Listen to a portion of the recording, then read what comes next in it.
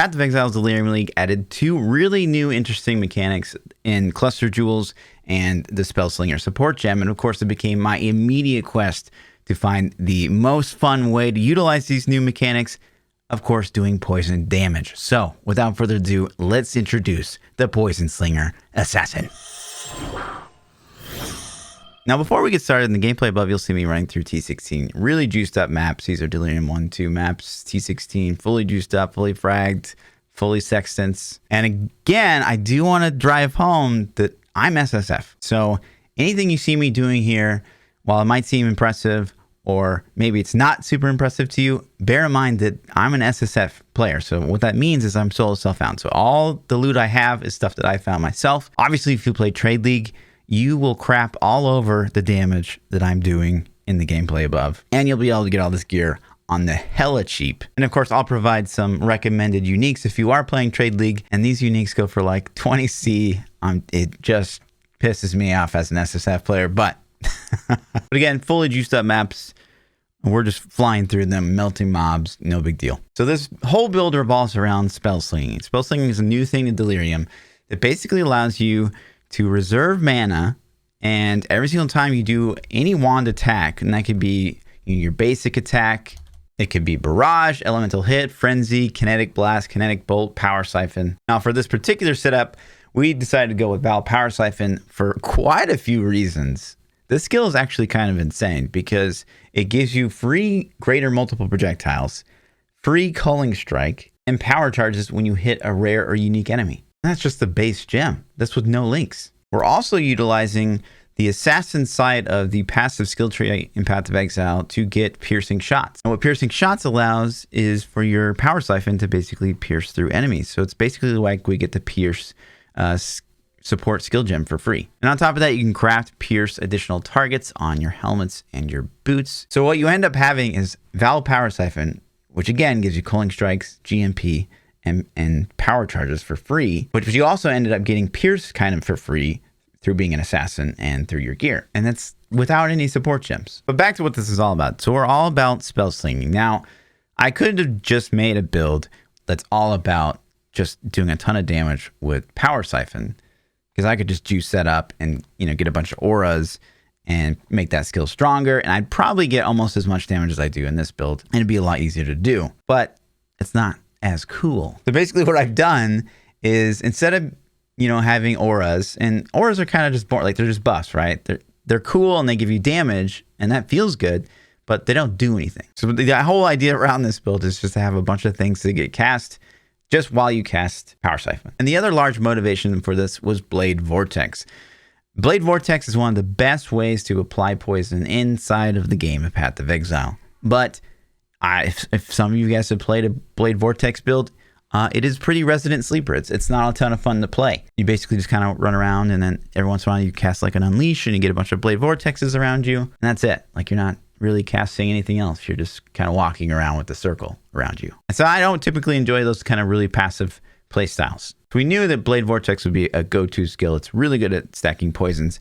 And we are an assassin. And why we chose assassin is because assassin gets this little unique thing through its ascendancy tree, which is called Noxious Strike, which basically gives it more poison duration for each poison you have inflicted recently. So you can see where I'm going with this. The more poisons we apply in a 4-second window, the more poison duration all of our poisons get that we're applying with all of our skills. So again, the way Spellslinger works is I basically link it to a skill that I want to be cast automatically when I cast my power siphons. And now we're going to link Blade Vortex to a Spellslinger, and we're going to get automatic Blade Vortexes being put out as soon as we cast Power Siphon. But we didn't stop there. We're also spell slinging Ethereal Knives. So every single time I shoot at a Power Siphon, I'm also shooting out Ethereal Knives. Now, again, why I chose Ethereal Knives in particular is because, like I said, we are an assassin. We are on the evasion side of the tree. And again, we get the piercing shots. And Ethereal Knives benefits a lot from Pierce. So again, even though it's only on a 4-link, we get Pierce for free. So it's kind of like it's a 5-link, which is also why I've chosen to use Embalmer gloves. Now, normally I don't like to require, obviously, uniques because I'm mostly an SSF player, but these are crazy easy to get. I've gotten like 15 plus pairs this league. But Embalmers basically allow Socket of Gems to be supported by Vital Toxins. So while I'm spell slinging the Blade Vortex on the gloves, again, it's basically a free 5 link. So I have Blade Vortex going off my gloves, and again, that's a free 5 link. I've got EK going off on my boots, and again, that's also a free 5 link technically because we have Pierce through the tree and through our gear. And I have Power Siphon, which is Cooling Strikes, GMP, Pierce, and that's before you get in all the other links. So it's like a 10 link. Furthermore, because we are a poison-based build, of course, we're using Plague Bearer. And Plague Bearer is really cool because it basically allows you to stockpile poison damage and release it on demand when you need to. And our Plague Bearer is level 28. The only way you get more damage out of Plague Bearer is by raising the level of the skill gem. And how we've done that is we're using the Vix Lunaris Cardinal Round Shield, which only drops inside the Twilight Moon Temple. But again, this is SSF. Right? I've gotten like 10 of these. It's a guaranteed drop from Twilight Temple as long as you choose the shadow side. So you'll get one. And the reason that Vix Lunaris is so good for Plaguebringer is because it gives +2 to Socket of Gems. So you socket the Plaguebringer in that and it gets +2 to levels. We've also linked it with an Empower that we've corrupted. So an Empower can get up to level 3. If you can corrupt it, it can get up to level 4, which will give +3 to link to gems. We've also corrupted the Plague Bearer to be level 21, which takes up Plague Bearer all the way to level 28, which gives the maximum plague value of 1.5 million. Also on the shield, we've linked a Withering Step, and that's great because Withering Step, the higher it levels, the more stacks of Wither it applies just from walking through enemies. And again, you guys know I'm all about skill interactions. And of course, Withering Step has great interactions as a poison build. It applies Wither, it allows you to phase through mobs. I'm all about mobility. And in this build, we've got Shield Charge, we got Withering Step, and of course we have Flame Dash. All 3. Now, of course, in the video description below, you'll see a Path of Building link. And of course, you just pull that up in Path of Building, and the entire guide and everything that I'm currently using is in this POB. I've also included an endgame tree versus just like a straight up leveling tree where you have no cluster jewels, and we'll get into leveling in a minute.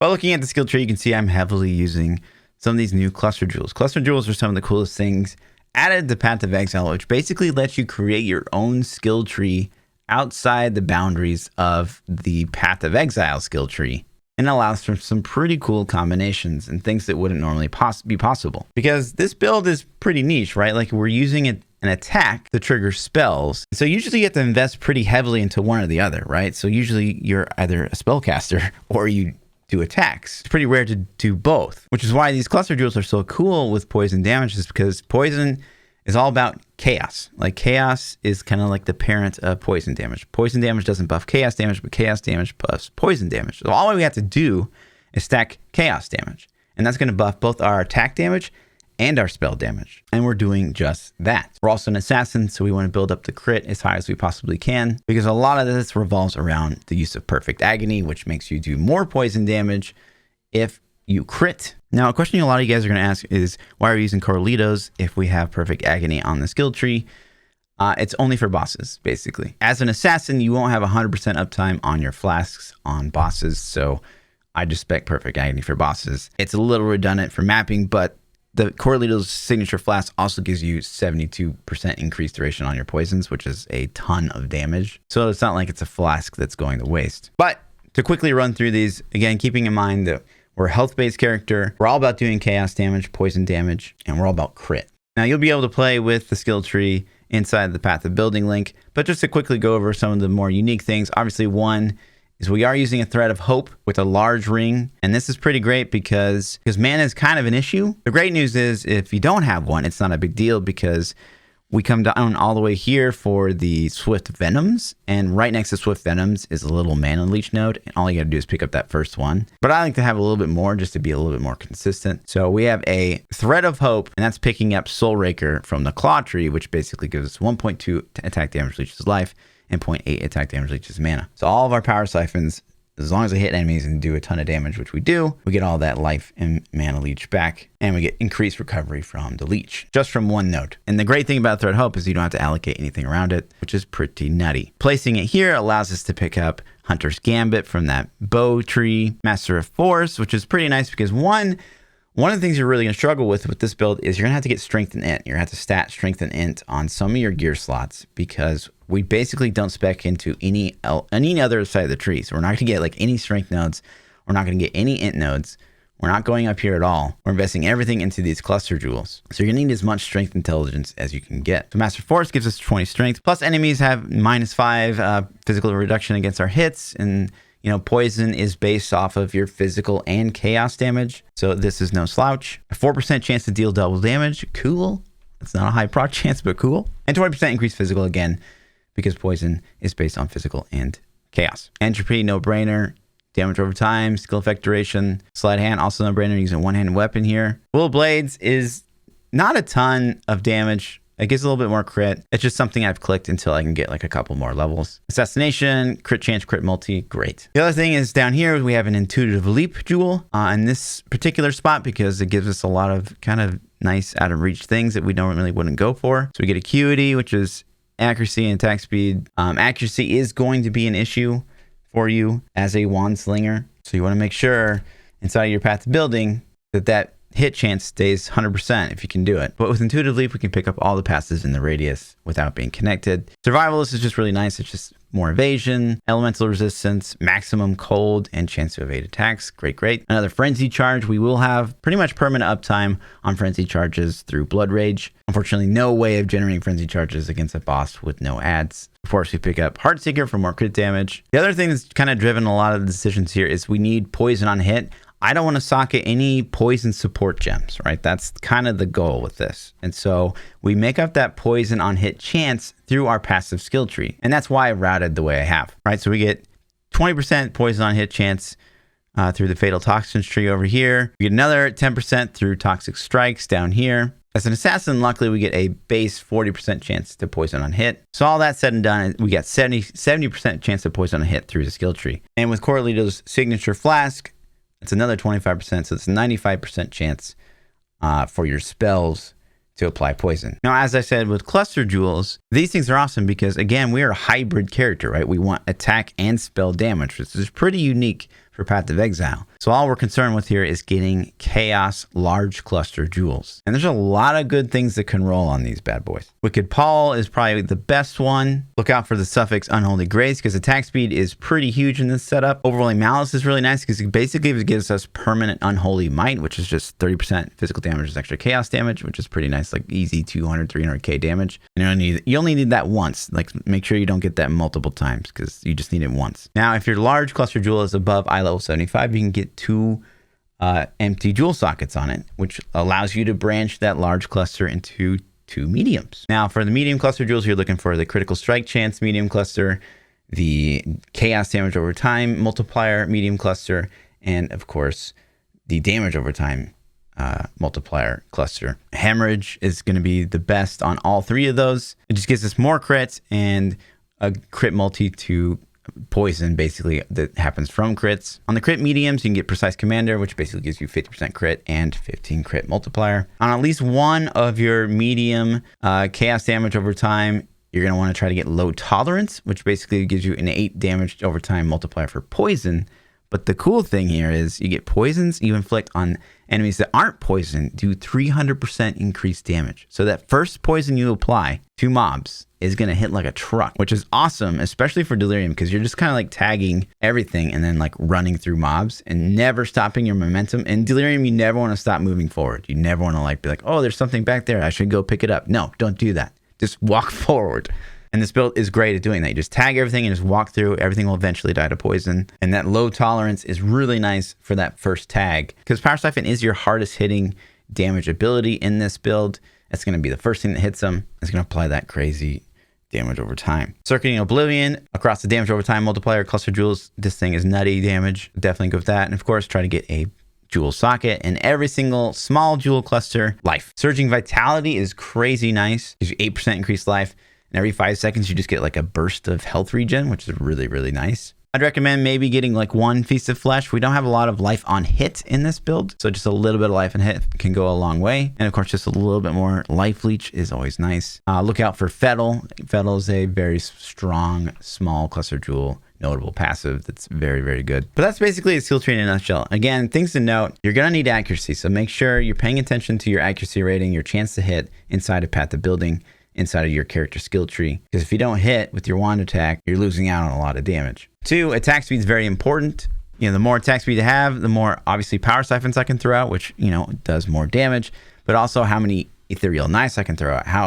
How good is my uptime on Blade Vortex? If I don't have enough attack speed, then I won't have permanent 10 stacks of Blade Vortex being out, and that's a problem. Defensively on the tree, we have, you know, phase acrobatics and acrobatics. We are pretty much at 100% chance to dodge attacks and spells, which is 75%, because we are an assassin and we get a chance to gain elusive on critical strike, and critical and elusive gives us that 15% chance to dodge attacks and spells. You know, this is an evasion-based character, so there will be times you feel like you can be somewhat squishy, but that's just kind of evasion for you. Other things to know as an assassin, you know, we get that Mistwalker, which is crazy. Free elusive, which boosts our juice. We got opportunistic, which is really nice versus bosses. It basically does 25% more damage to bosses because that would be the only enemy nearby. Flat movement speed, who doesn't love that? And our crits can't be reflected. And eventually, again, we're stacking crazy crit here. So most of our hits are going to be criticals. So that'd be nice for maps that reflect physical damage. And again, the top tree is all about poison. So Noxious Strike, we get, you know, damage over time multiplied for poison, 40% base poison on a hit, which is super important. That's why we chose the assassin. The other reason we chose the assassin is for that increased duration of poisons based on the amount of poisons you've applied recently. And you recover life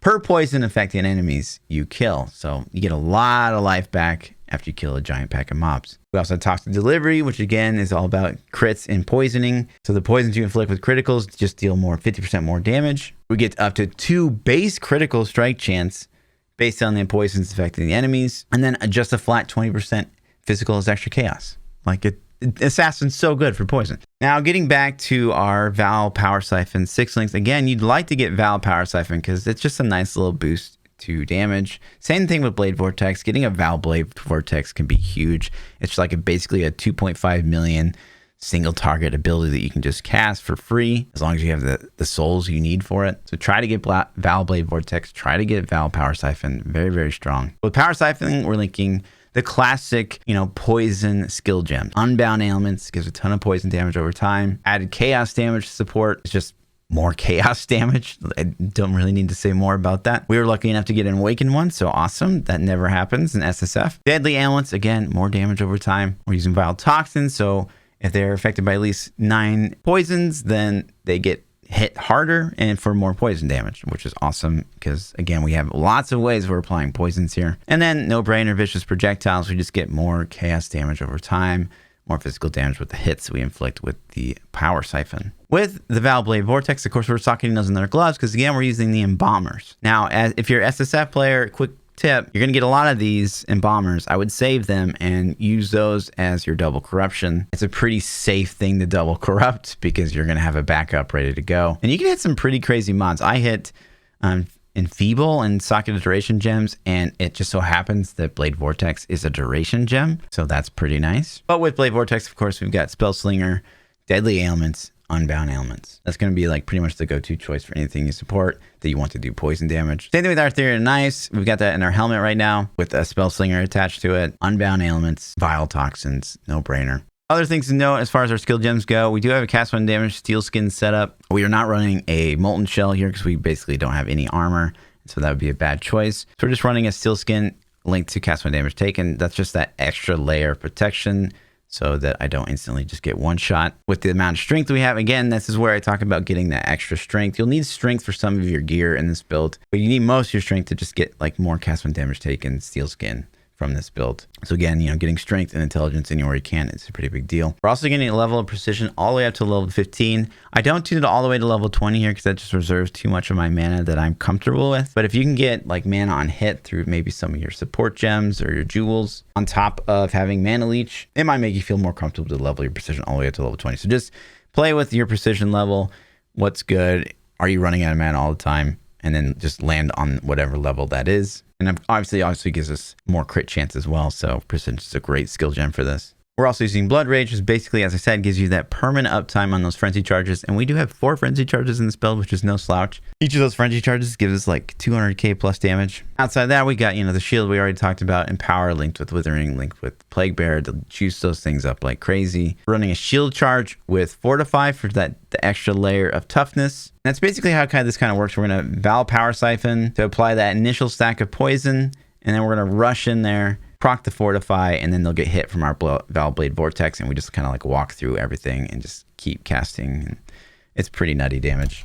And lastly, we use Flame Dash. It is that great gap closer, your oh shit button that becomes instant cast as long as it's the first cast. It helps you get through things like cliffs and just helps you get out of like maybe a Delirium mob puts that snare on you. Just spam the Flame Dash, get the heck out of there. I'm just like all about mobility. So we have Flame Dash, we have Withering Step, and Shield Charge in this build, because the last thing you want to happen is you just get stuck with mobs surrounding you and just get stun locked and die. For Flasks, Correlito's signature, we already talked about that. It's a really important part of this build. If you're an SSF player, I would recommend Orb of Chancing any diamond flask you find, because this is super, super important. I was actually only able to get 1 of these. Last league, I got like 15. This league, I got 1. So Orb of Chance, all the diamond flasks you can. That would be my recommendation. Or Ancient Orb Flasks to try to get something like Witchfire Brew. A Cinder Swallow with crit is fantastic. A Cinder Swallow with dot or stun avoidance is not too bad. But it's just, again, it's just that survivability aspect too. We just get 3% life back. Plus it gives us Onslaught. Plus it gives us 80% crit. No brainer. Cinder Swallow is insane. We are using a Quartz Flask of Warding, and normally I'd be using a Witchfire Brew here. A Witchfire Brew is going to be way more damage, but our Embalmers just happen to double corrupt with Enfeeble on hit. So I dropped Witchfire because it was overriding my Enfeeble. Enfeeble is actually really nice in this build as well because you're an evasion build. So if I could have it any way, I would probably drop Cherry Bums for a Spore Guard and get Whispers of Doom so that I can apply Enfeeble and Despair, which would be nutty. It's Series Promise. Easy choice here. You get 20% physical damage, extra chaos damage, and chaos damage leeches his life during flask effect, plus chaos resistance on the flask itself. It's really, really good. And of course, just a lice flask with bleed cure. One of the things that's really nice, again, about this shield is it gives us cannot be frozen. And why that's so important is because it does allow us to stock up on more unique flasks, because one of the flasks you have to run is cannot be frozen. And this just alleviates that pressure. And then if you craft increased movement speed and cannot be chilled on boots, it also cures the chill part of that flask. So you don't have to run a cure, freeze, chill flask, which is really nice. One thing to look out for this build is you do want Despair on hit if you can get it. Corrupting Gloves is a great way to get a curse. Maybe eventually it'll hit Despair, but you can also get Despair on hit through Delving. Any ring that drops in a can drop chaos items delve node can drop one of these rings, which gives curse on hit. You can also get Despair on hit with a hunter base ring, and you can even get curse on hit as a suffix on a wand that has a hunter base. For most of this build, as soon as you get your hands on an obliteration, I would recommend equipping that. It's pretty hard to craft a wand that has 6% chance for poisons inflicted with this weapon to deal 100% more poison damage and added chaos damage. For some reason on wands, that's just like much harder to do than it is for daggers and claws, probably because of all the caster mods. I got pretty lucky with this one. I hit chaos damage over time, multiplier on the prefix, and everything else is pretty good. But again, obliteration will pretty much carry you through the whole game. Obliteration gives you enemies killed have a 20% chance to explode during a quarter of their life as chaos damage, which is insanely good. And notice how it just says kill there. A lot of like the wand cluster jewels say like 50% chance on attack hit. Like that doesn't include poison, so it makes them not very good. But this just says kill. Enemies you kill have a 20% chance to explode. So it's actually quite good. And all the stats are pretty good for this build. The thing with Wandslinger, what makes Wandslinger unique is normally added damage on a wand wouldn't really benefit your spells, but in the case of Spellslinger, it actually does. Now, unfortunately, that doesn't apply to things like jewelry. Like for this ring, for example, I've got physical damage to attacks and chaos damage to attacks. Unfortunately, that doesn't carry over to Spellslinger as well. That is just for my power siphon. And unfortunately, there's no chaos damage to spells and attacks for rings. For some reason, there is for other elements, but just not for chaos. Otherwise, we would definitely go for that. But yeah, again, obliteration will carry you through the game. If you can, try to hit 60% chance to do 100% more poison damage. Added chaos damage on the weapon. And added chaos damage to spells can be pretty good too, because you can anoint what's called PoisonSlinger, which basically gives all the spell benefits to your attacks. So this can be really good if you can get, some of the helmets can have added chaos damage to spells. Maybe you get some other unique items that give more spell damage. Then I would recommend investing in PoisonSlinger, because PoisonSlinger will make those spell damages applied to attack. What I've done is, because I don't really have any spell damage in this build whatsoever, is I've anointed Fusillade, which just gives 15% attack speed, which is a lot for one single node, and 30% increased attack accuracy rating, which we desperately need, because again, accuracy can be an issue. So keep that in mind. If you get, added damage to attacks, it only affects the power siphon and will not affect the spells unless it's on the weapon. But it can make the weapon rolling a little bit more lenient, because if you get added chaos damage, it does apply to spells on the weapon. Get added chaos damage to spells again, you can pick up PoisonSlinger and that'll affect your attacks. But just keep that in mind. Obliteration will literally carry you through all the things. It's just a single target damage won't be like the greatest thing in the world. So I would almost recommend having both wands around, like that you could switch to. For gloves, again, you want the embalmers. You want to put the blade vortex in there, get that free vial toxin that makes it like a free 5-link. Plus it gives added chaos damage. Great. And poison duration, which we really, really need. Helmets, the best thing you can get. I mean, you can put a Star Conja in there for most of the game, but ultimately you really want a hunter-based eye level 85 plus helmet, so that you can craft nearby enemies have minus chaos res. That's going to make it so anything that's close to you gets minus chaos res, and it's going to make your blade vortex hit harder. It's going to make all your poisons do more damage. It's really, really strong. Plus an open prefix, so that you can craft +1 to level socketed projectile gems, and projectiles pierce an additional target. This will make your ethereal knives, wherever that's socketed into, it'll give them +1, which is great. But the added benefit of that pierce that we talked about, you get pierce for free. So you can get that on your helmet, you can get on your boots. Rings, like we mentioned, it's a good place to make up some of your resistances. Physical damage to attacks, chaos damage to attacks is gonna make your power siphon hit harder. But outside of that, just as much life as you can get, as much resistance as you can get. Vixenlaris, like we said, drops stuff from this Twilight Temple. It's 100% drop rate as long as you choose the shadow side. So easy peasy to get. Amulets, physical damage to attacks, chaos damage to attacks, it can be nice. Obviously you want life. Crit multi is always going to be good. Oh, another place to make up some of the resistances. Onyx can be nice, or Citron, because it can give you strength and int. And again, like I said, you're going to need to stat some strength and int in this build to make up for not being able to go into the rest of the tree, basically. Boots, ideally I would have like a hunter-based evasion boot here with some tailwind. That would be kind of the dream, but we kind of need these boots to make up some of the resistances that we're severely lacking. Again, life resistances. It's kind of important to have that open prefix to craft the movement speed and cannot be chilled if you want to use more unique flasks. A belt, a solid Stygian vise. This one is just nutty. I can't believe I actually hit this. But just life and resistances is all you're after. Good jewels can be like strength ents. Those are okay. Max life, obviously. Attack speed's probably going to be the #1. Across the board, just good thing to have. Again, you can go PoisonSlinger and give like chaos damage to spells. That's going to give you more damage. And then chest, finally, I went the Cherry Bum. It's like the first thing that I have in the 6th link. It does give up to 75% increased chaos damage. And again, like I said, that's just, it's either attacks or spells. It doesn't matter. So it's a pretty nice chest piece for this setup. Other recommendeds could be like Zodiac Perfect Form for more tankiness. Kintsugi, same thing. Could be good for tankiness. Uriel's Fostering would be good, kind of good for the attack. But ultimately, what you would really want is a Spore Guard. And of course, I don't have one. It only comes from Blighted Maps and only comes from the center chest and Blighted Maps and SSF. That's just so hard to get. But the last time I checked on Trade League, they're going for like 20C. So super, super duper cheap. But with a Spore Guard, you can actually add a second anointment. So you can get something like, Whispers of Doom can be pretty crazy. If you can get like Enfeeble and Despair. Or you can get like Assassin's Mark if you need more crit chance. That can be really nice. Or you can use the second anointment to get some really solid DPS notables like Dirty Techniques. Dirty Techniques does a ton of damage. Dire Torment is also really, really nice. So do look out for that. Anointment 1, you're probably going to have to use on Fusillade or PoisonSlinger, depending on what your gear looks like. But if you can get a Spore Guard, which you can because it's dirt cheap on Trade League, or if you're just super lucky in the SSF, then definitely anoint for Whispers of Doom or something really, really good. One thing to know with the obliterations, I would recommend corrupting these. These things are going to drop like hotcakes. They come from Delve like nonstop. It's like you're going to get tons of obliterations. So the spell damage, if you're using Fusillade, is no good for you. So I would recommend corrupting these as you see them, because you can hit things like increase area of effect, increase attack speed, or increase crit chance. I mean, normally you probably wouldn't even pick them up, so might as well try to corrupt them.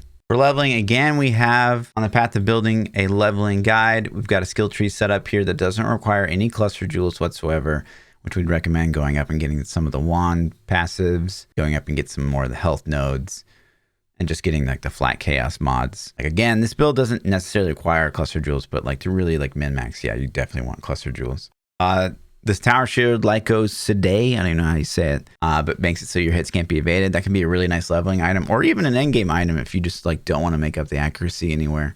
Something you don't have to worry about at all, which would be nice. As far as leveling up itself, you know, you can start out with something like Cobra Lash and just go daggers for a while, you know, keeping in mind that eventually you are after a wand, and so maybe keep good wand bases around to hit on when you finally hit PoisonSlinger, which is a level 24 gem, I believe. You know, the nice thing about this build is I'm not really locked into Power Siphon. Power Siphon does give you those power charges, which is really nice because we are trying to build up crit.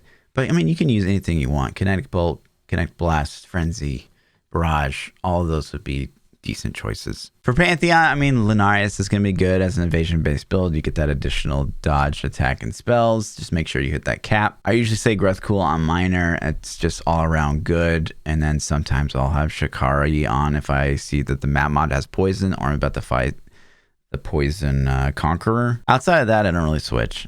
I mean, this is good enough for most things. I mean, that's really all there is to it. Just make sure you have the accuracy to get that 100% hit chance. Make sure you get enough poison chance on hit through the tree and with Corralitos. But again, if you don't get Corralitos, you can just pick up, you know, the additional 15% here, and you'll just have 85% chance to poison on hit with spells, which is good enough. And you'll have 100% chance to hit with attacks pretty much all the time. But we've done all content with the build. It's been a ton of fun to play. Something really quite unique for this season. And again, I'm all about the poison build. So this is a ton of fun to play. But that's pretty much what we're going to do for the guide, guys. As always, like, subscribe, come over to Twitch, ask your questions. We love you guys. Peace out.